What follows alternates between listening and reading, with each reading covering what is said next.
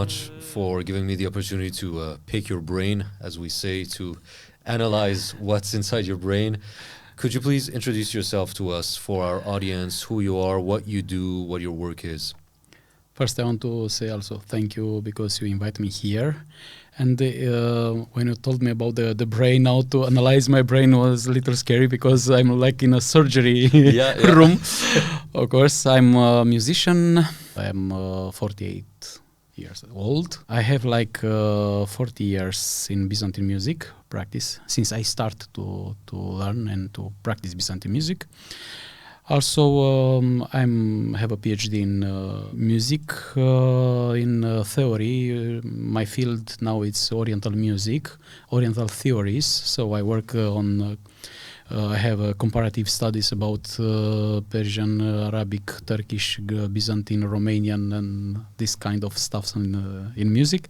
And also I have an ensemble. I perform secular music with Anton Pann Ensemble, and also I have a choir, Anton Pann Byzantine choir, and with two bands. Usually I perform all the music, especially from Romanian manuscripts before 20th century. I like to make a lot of research, so I am also a researcher, musicologist. I research folklore, cultural music, sanat music, like in Turkish, logia musiki in Greek. It's intellectual music, but as I said, before 20th century.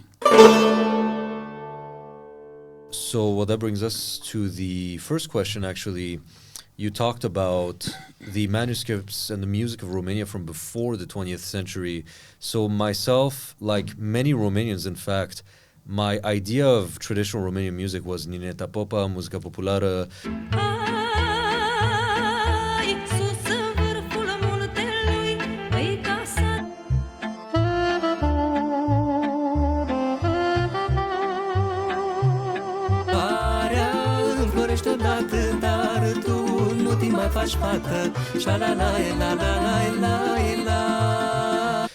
A very specific kind of sound, very tsambal heavy, accordion, chord progressions that often have dissonant chords thrown in there. There's a very specific sound that we think of as traditional Romanian music. And then one day, many years ago, I found this video on YouTube. It said Lilița să ftiță, Anton Pann Ensemble. Lilița să ftiță, auzi mituliță, dar dacă auzi, de ce nu răspunzi? I listen to it and I say, what is this?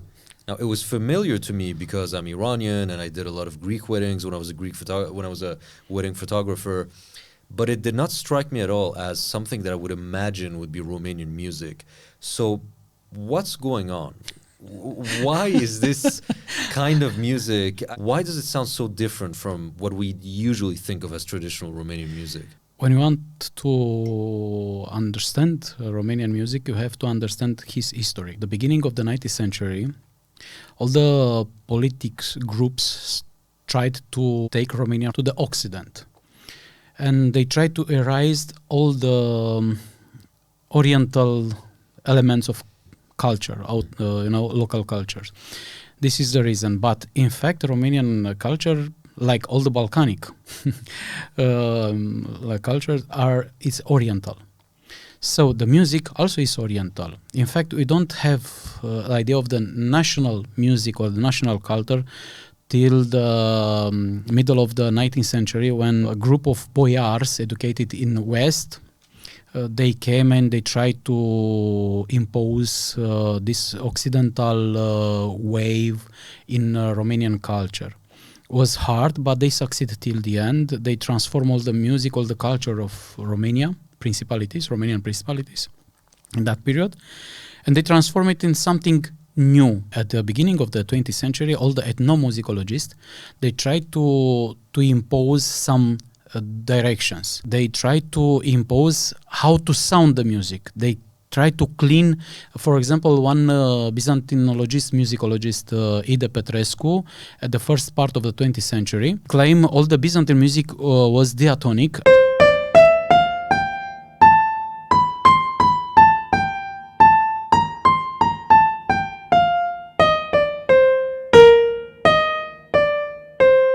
and Turkish people and the Persian people, they destroyed this purity of Byzantine music with the influence from chromatic genus.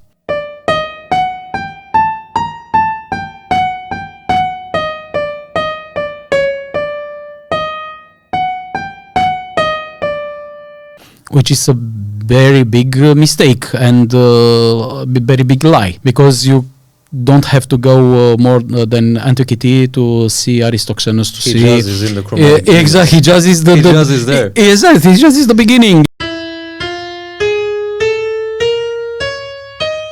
You can find on Aristoxenus, you can find all the theoreticians from the antiquity. But was an ideology, propaganda, and they tried to convince all the people. No, the music, the Byzantine music, and also Romanian music was only diatonic. They tried to force people, the musicians, the lautars. They forced them to choose and to compose new music to be in this way. But when I started to make my research on this field, I discovered a lot of manuscript with Byzantine notation, with old music. Important for me was to see the roots of Romanian music, and the roots are oriental.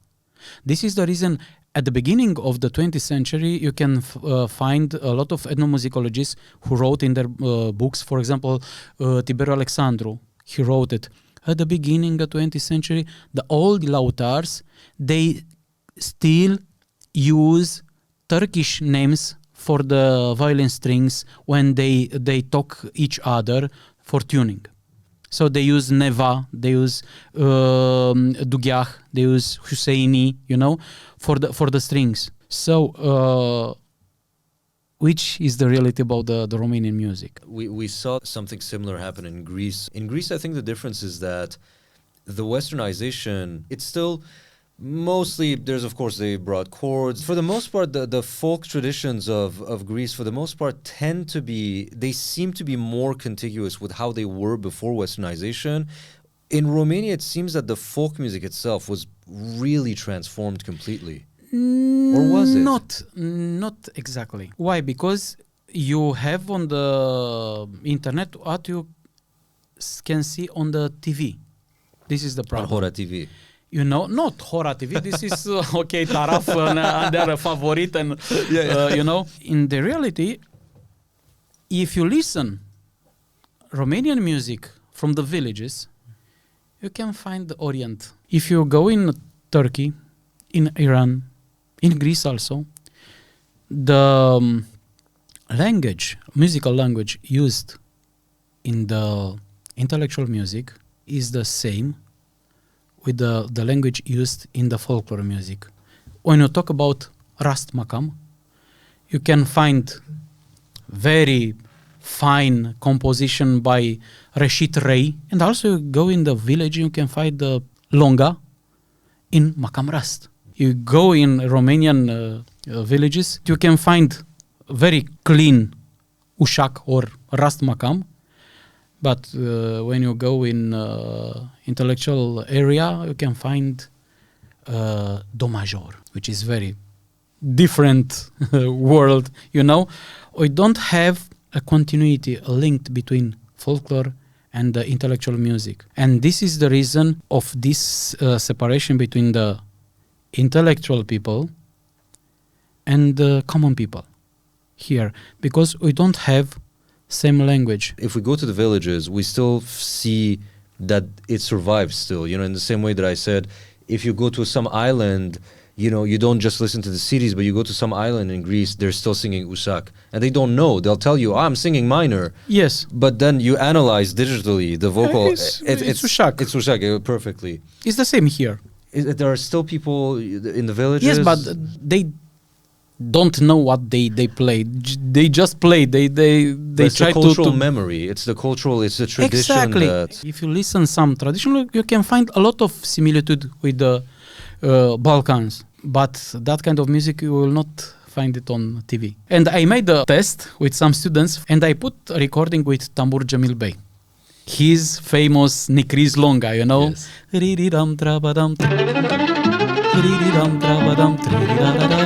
And I didn't tell them who was the composer and also who was the player, because he played himself. And I put them to listen, and they said, "This is Romanian. It's from Maramureș. This is a Romanian song. The sound is like Maramureș. It's that area." And after the song, I asked them. They answered, "This is Romanian." I told them, "No, this is Turkish composer Tambur Cemil Bey." Turkey Ottomans, they borrowed from the Romanian principalities. This is the reason.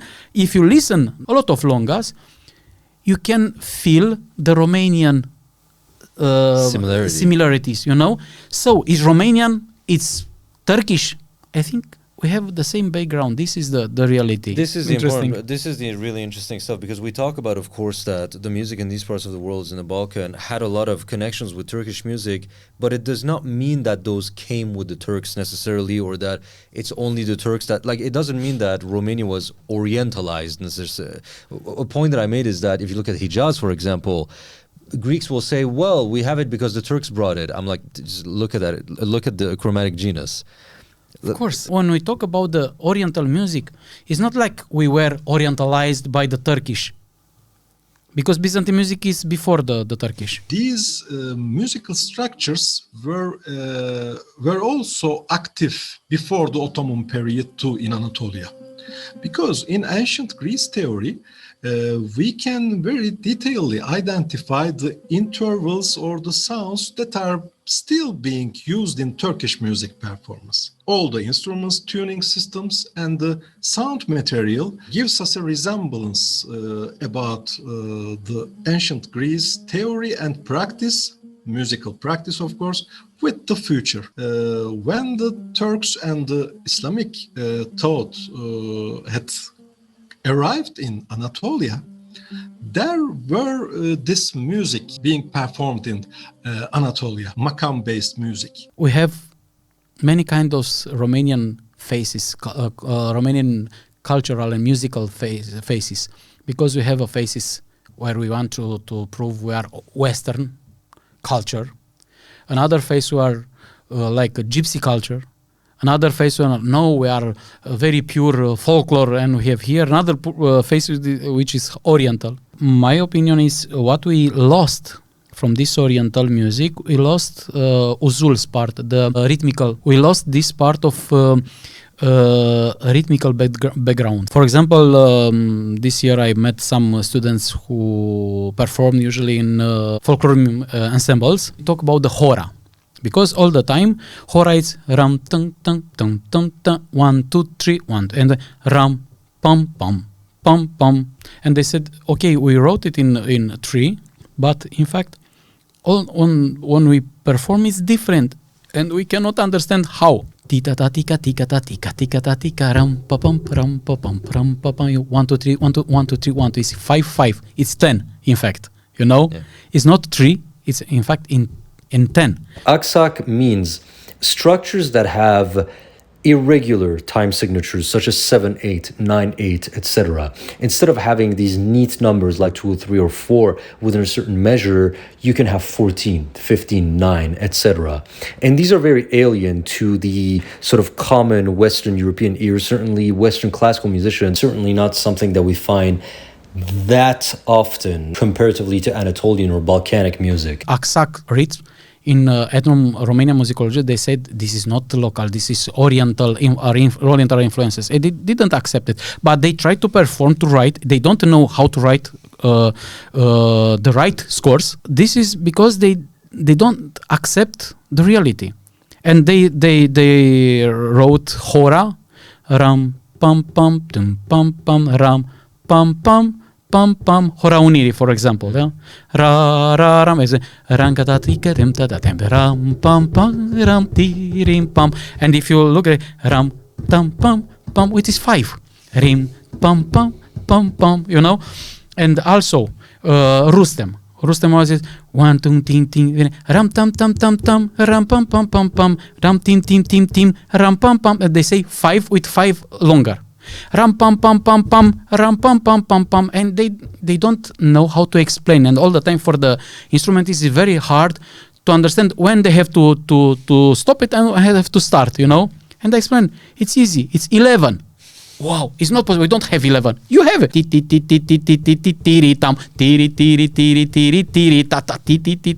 It's 11. You know, this nationalist thinking, you know, it's not only a nationalist. I think it's more we cannot be proud if we recognize that Romanian culture has a lot of similitude with Oriental culture, because, you know, the vision of this Westernization was Oriental is bad, is something involved, but Western culture is very evolved, you know. The Metaxas government starts actively banning Oriental sounding instruments that are associated with an Oriental sound, though they were part of the Greek heritage and had been for centuries, if not thousands of years.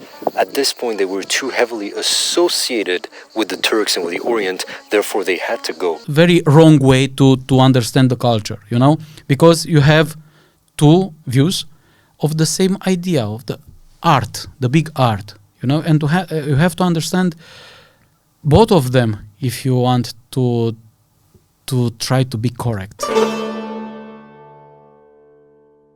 We talked about the fact that nowadays the intellectual music of the Balkanic countries is mostly Western music. That's what became but historically, and a lot of people like Alexander Lingus, for example, have argued that the classical music of the Balkans is Byzantine chant, that there is a classical repertoire. We don't need to import Mozart and Beethoven to have a classical repertoire. It was Byzantine chant, essentially. Now, Byzantine chant, a lot of people think that it's completely different from the folk traditions, but they overlap to a great degree. They have many of the same typological features. So my question is, as somebody who has studied the secular older music and also Byzantine chant, what place do you think Byzantine chant, the liturgical kind, played in this old Romanian kind of music and the relationship it had with the secular music? Do you think they were just two branches of the same musical language, essentially? Exactly. You have to start with Byzantine music to understand the folklore, the secular music. Because if you'll start with Western view about folklore music, you will go in the wrong direction. In fact, you have to start with Byzantine music in all also in Occident, in West, but also in East. The most skilled singers were from the church. The elite musician, yes, they were the psaltis from the church, and also you can see this in the Muslim music. Okay, you have muezzin. They are the skilled. They're the best of the best. They are the best, of course. Muezzin, which is the similar position with protopsaltis, of course, in Orthodox Christian music. So it's the same. You ask me for another advice, I will tell you, start with Byzantine music and continue the secular music, because the secular music you cannot understand if you not start with this, because you have the patterns, you know, of all the music, and after you learn Byzantine music well, you can start to understand. They share the same fundamental typology. Yes, they share. You don't have the same, for example, style of composition, because it's different. Folk songs are more repetitive. They tend to be exactly. more. You have dances. You have the secular music. Not only folk, also intellectual music is for entertainment, not only for dance, but for the brain entertainment also. You have to force the other to think more about something. In religious music, you have to pray. That music.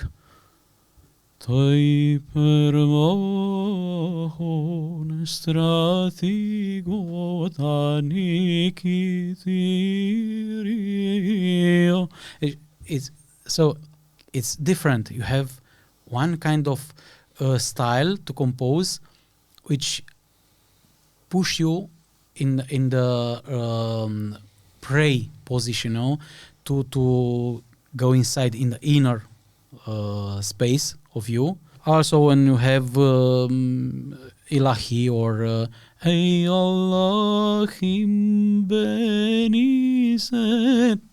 So you have the same idea to pray in the secular music. okay, you have something to force your brain to listen some finest. Vai, ce ceas, ce zi, ce jale. Something different. It's like religious music, but in the same time, it's more for this, for feeling, I lost my love. Yeah. I will cut my vein, Yeah. It's like I will drink. Now we have an interview. We can go in a bar and we can have some stupid jokes. But in the same time, same language, but the function is completely different. We can compose poems, very fine poems. The same language, but we use for different needings. We say Byzantine music. Byzantine music is the name for some part of modal system to use it to compose religious music. We talked about how all of this survives nowadays. Now, this is going to be a funny question. In Romanian music today, there is a form of music that is very modal, very oriental, and everything. You see where I'm going with this? It's Manele, basically. Yes. And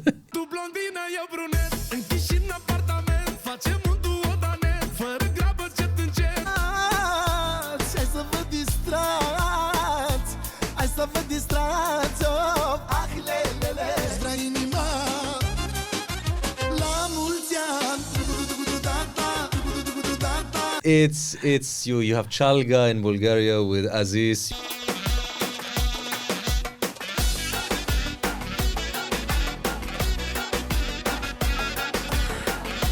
You have a turbo folk and everything. These are possibly the most overtly modal and oriental forms of music often in the Balkans nowadays. The question is the Manele, this commercial gypsy music as some will call it, is it in some ways the continuation of that older style of music that you would have found in Wallachia back then, in Romania? Is there a link between the two? Because the typological features do overlap on some levels, right?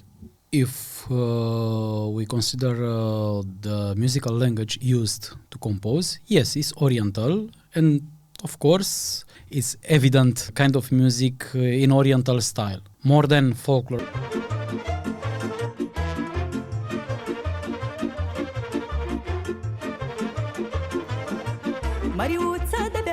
And all the time, people, when they traveled in Orient, they didn't, most of them, not all the people, they didn't go to see some cultural points. They went to the club to party and like that. And of course, in a club, where you'll not go in a club for a drink, you'll go in a club to see some girls dance. They're not going to play you Peshrev on a Of course, they will not play, exactly. You don't go to see a Peshrev concert. You will see a lady who dance on belly dance. And of course, what we have, a darbuka, which is more proper for belly dance than for Peshrev, of course. This influence came from Turkey and Greece also, because they have Skiladikos. And yes.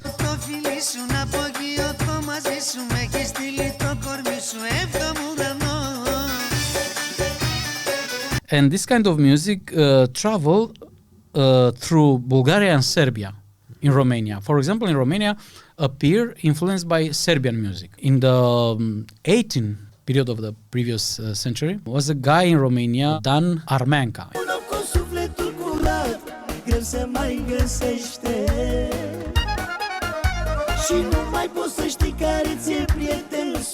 In fact, he made a big mistake. He tried to say from Romanian groups from Serbia. He tried, but because he didn't make the difference between Armenian and Aromanian, he put Armeanca, not Aromeanca. So Dan the Armenian. And Dan Armeanca is a Dan Armenian, not Aromanian, And he brought from Serbia, first time, he brought in the old music, lautar music, electronic instruments. He started to play muzică lautarească with electronic instruments For example, my father performed in a gypsy group. He was Romanian, but he sang with the voice. And the gypsy musician used him like a vocal, you know. And his voice was he performed in a very famous style, in that Dolănescu style, Ion Dolănescu. M-am născut între Carpați, m-am născut lângă Carpați, la poale de munte. You know, this kind of voice, you know, in folklore. And I remember because they make a lot of rehearsals in our house, you know, and they came with cymbal, accordion, percussion, and sometime maybe and violin, and maybe sometime clarinet. And Dan Armanca brought this kind of electronic instruments, you know, and he changed the sound of music. And he started also with this kind of influence. After the revolution, a lot of singers, folk singers from Banat, you know, Banat is half in Serbia, half in Romania. But the style is the similar. There is like Serbian style, you know. And a lot of folk singers, they became famous because of this style. They perform this style. And Guță, for example, is iconic name now for this kind of Serbian style. And they bring this style, which in fact in other Balkanic countries is Chalgia or Turbo Folk, and they sold here like gypsy music.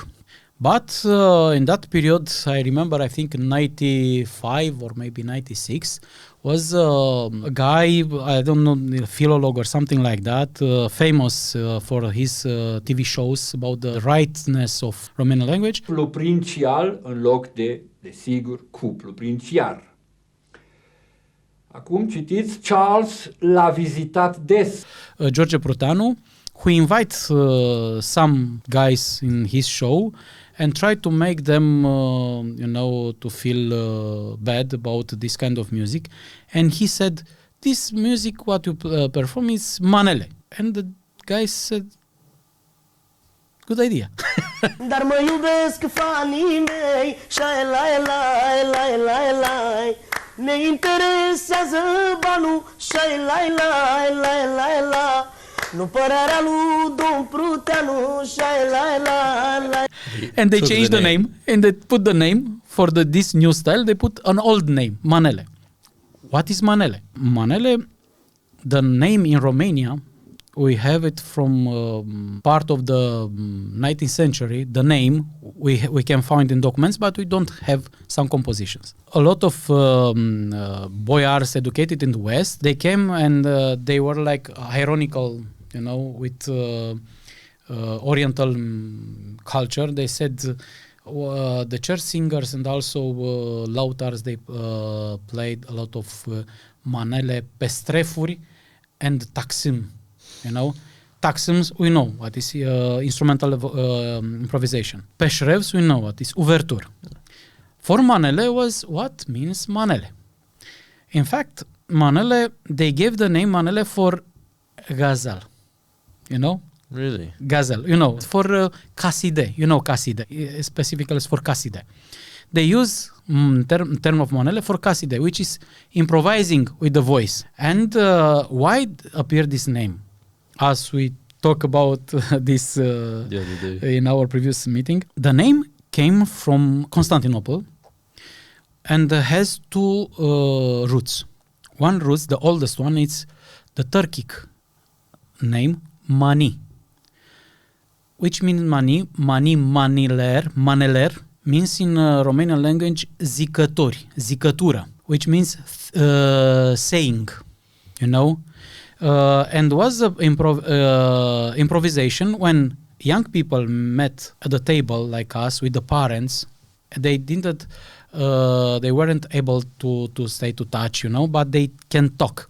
And usually they talk with lyrics. They improvise some lyrics in that moment, you know, they use sayings. And this is mani. Oh, my lady, when I saw it in that moment, something like that with rimas, you know. Actually, we have in Romanian dances, sometimes the people dance and say Manele. Foaie verde, foaie lată, dundruță de altă dată. This is sayings. This is maneler. But this name was very common in Constantinople and was connected with other new wave, because this wave appeared in the 19th century, which was what? Improvisation, money, on the word aman.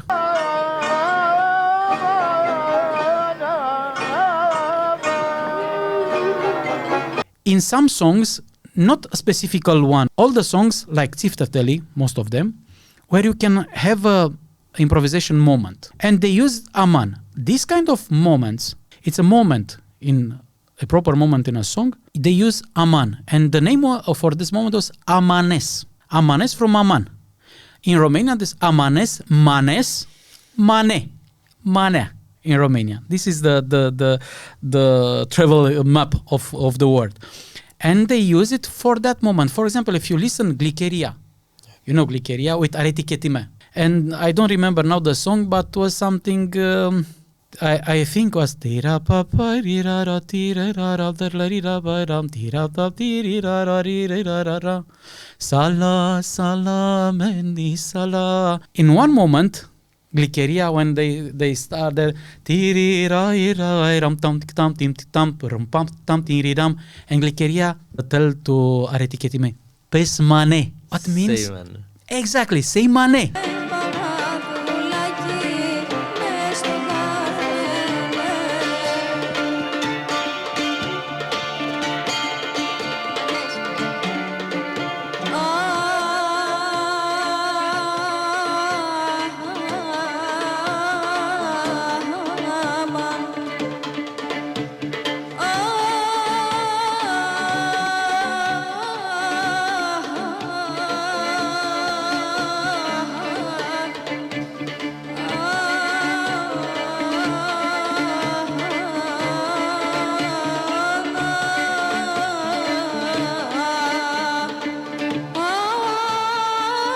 She start to pes mane, in that to say mane. But in fact, mane means a proper moment of improvisation on aman. What we have today, they took the name and put it for a new style, which the real name of this new style is turbo folk. Chalga, turbo folk, schiladico. Exact, schiladico. These are the real names. But originally what Manele meant was a moment in songs that is allocated for the improvisation on the word aman.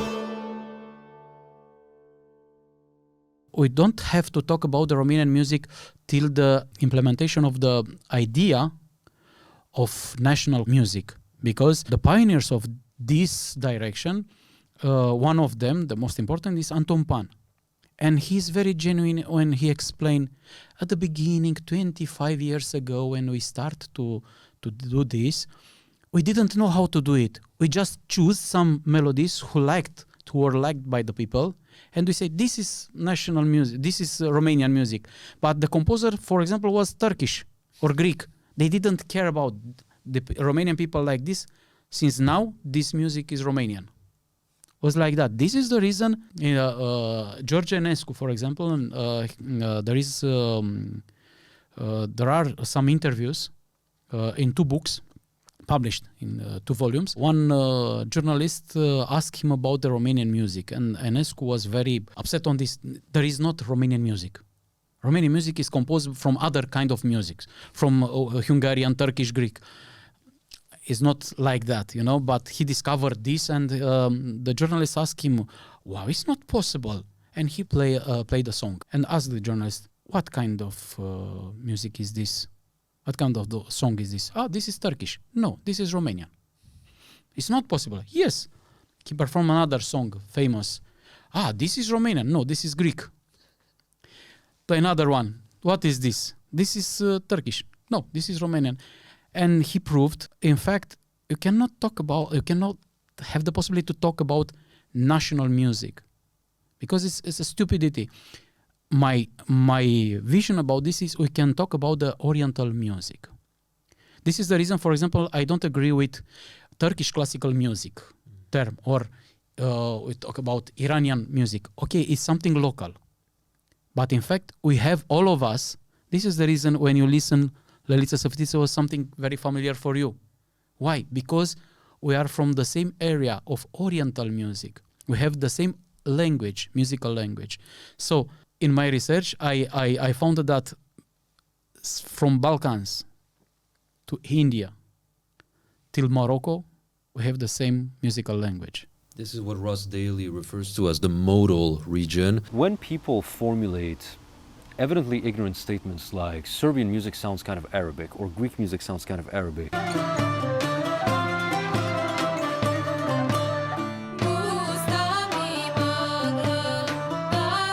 it can be easy to dismiss them as being utterly foolish and ignorant, but in fact, they're onto something. Fundamentally speaking, Bulgarian music and Arabic music are both what we would refer to as the Eastern modal traditions, a musical province, a category that share the same broad fundamental musical framework, which we refer to as modality. All of the many and extremely varied traditions found in this vast geographical region seem to be interconnected in a way such as to render them somehow familiar and even accessible to almost all of the region's inhabitants. For example, a piece of what we call Mugam music played by an Uyghur ensemble from Western China would sound strangely familiar to a Moroccan, just as a piece of Naubat music performed by a Moroccan ensemble would not sound entirely foreign to an Uyghur from Kashgar. A German or a Belgian, on the other hand, would most likely find nothing at all familiar, let alone accessible in either of these examples. Because you have these two big regions. You have the tonal region, if you will,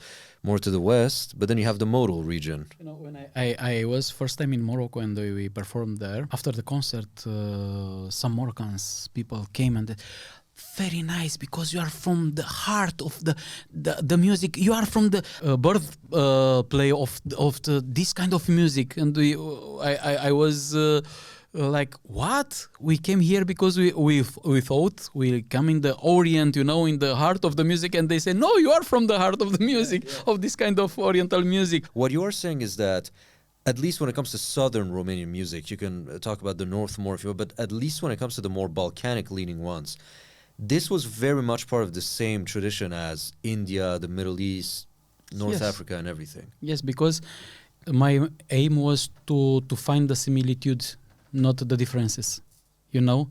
Because if you want to prove you have an important place in the history, you have to see your place linked with the others, not separate, not isolated, you know? This is the problem. And the communist politic and the nationalist politic were all the time to see us like something very strange in the middle of some common, you know? And we are blessed by God. Of course, we are blessed by God, like all the other people on the earth, all of us, we are blessed by God. And in the same time, we are part from the same picture. It's like a puzzle, you know?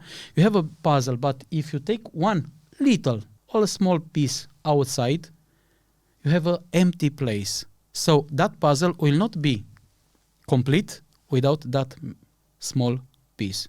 This is Romanian culture and all the cultures. You cannot talk about big culture, universal culture without Romanian also, without Iranian, without all the cultures, because together we can explain the history. For example, we have Carroțerio. This is a very famous song in Greece, but also in Romania, you know? And we say, this is Moldavian, this is Romanian song. But you can find it also in Greece. Also, you can find it in many other countries of Balkans. And which was the composer? Doesn't care. Important is we have this song who traveled all the time. We have some culture, we have some goods to share together. This is more important for me. We have makams we use for secular music, the name, okay? Mugams, we have dasgah, we have a lot of other names, modes. But in fact, we have the same, you know, treasure, and we take from that treasure what we need for some very specific use, you know? But the building blocks are the same. I mean, of course. Dasgah, makam. This is a comment that I got on one of my videos. Somebody asks, is it possible by retuning and moving frets around to play makam music on a Persian setar?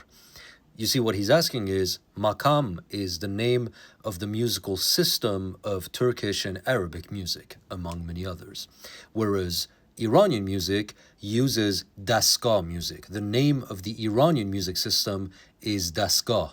And I answer, of course, Iranian music is really just maqam music.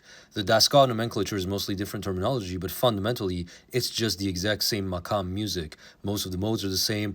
The fundamental music theory is the same. The instruments reflect that. You can take a Turkish saz and play Iranian music, or an Iranian setar and play Turkish music as interchangeably as if they were created for that culture. Most of these cultures will tend to use different names. The Greeks will use the term dromos, the Turks will use the term maqam, the Arabs will also use the term maqam, and the Iranians will use the term dastgah.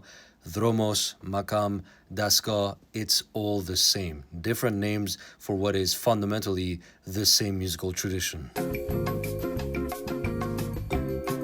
We don't have to forget that we have the biggest case is Petrov of Peloponnesiu. You know, Petrov Peloponnesiu, who he was a church singer, but in the same time he played for the Sultan. And sometimes he makes some jokes, go in the minaret, and start to sing azan, so to invite Muslim believers to pray. And he made a lot of jokes like that, you know, start to play azan, Allahu Akbar, and all they start, but with 1 hour before, you know, or after the moment.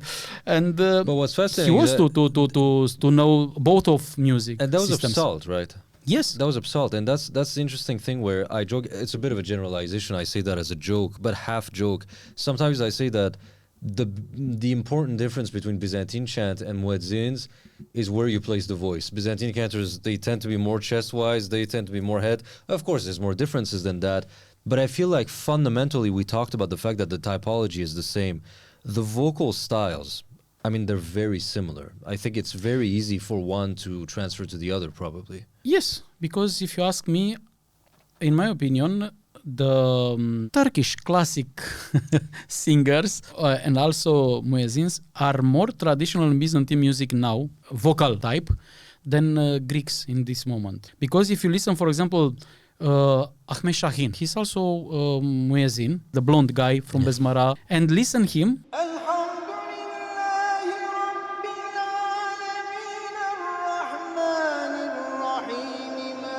And compare with Yakov Napliotis, the first recording with a Greek protopsaltis. And you can see Kyrie kraxa prose Isakoson mu Kyrie. My viewers will know there's a joke on my channel where this big modal region, I call it the Aman region. And because there's kind of a strange overlap, wherever they use the terms Aman when they don't have lyrics, you know, Rosna Livada Aman, you know, Serbians, Bulgarians, whatever. What I jokingly refer to as the Aman region. The Aman. Because from Iran, when we will run out of lyrics, Aman. Turkish Aman. Balkans Aman.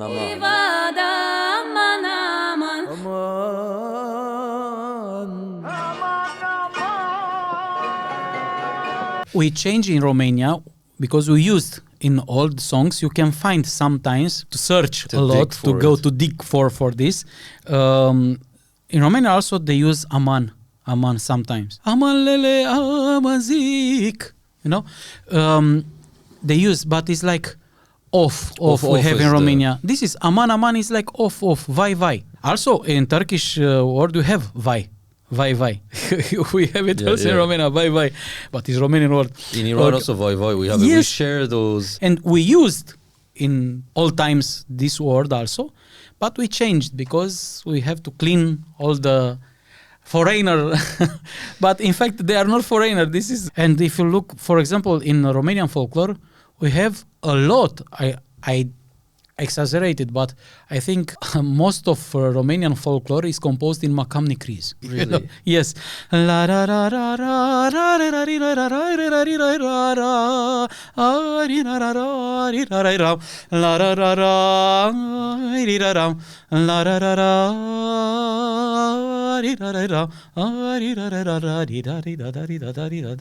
nicrease.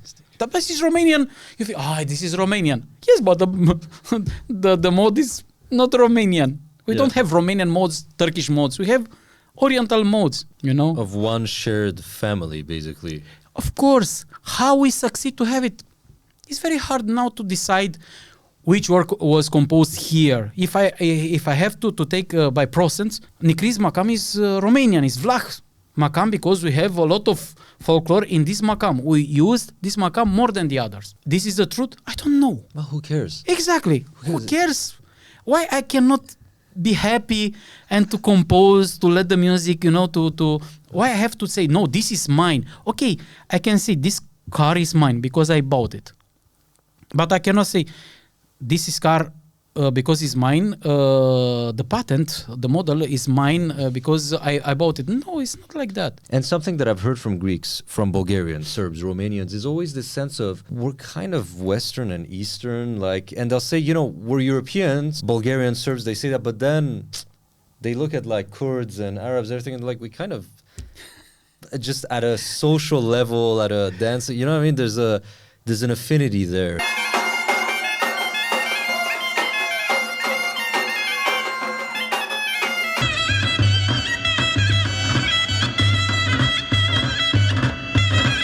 And I think it's interesting with Romania, we think about it also as like this purely sort of, you know, just European culture but Europe is more complex than just England, I guess, or that kind of Germanic or Northwestern. What means European?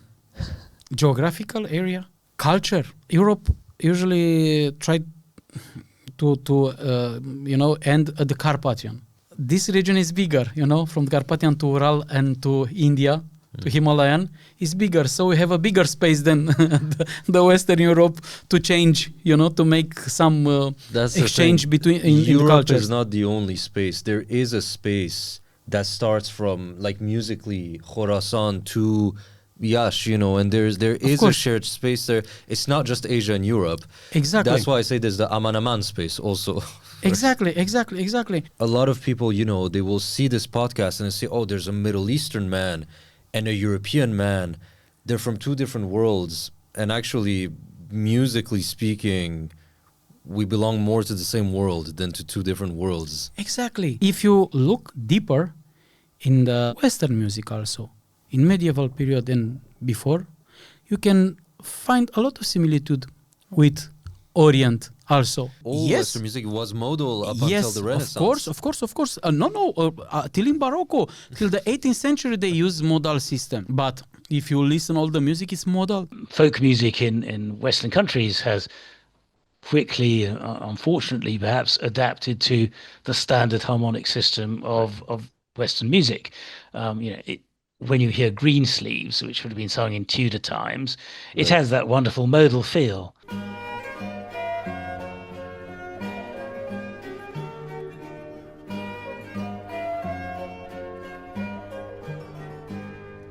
Now, if you think about it in modern terms, then it starts to become more tonal and tamer.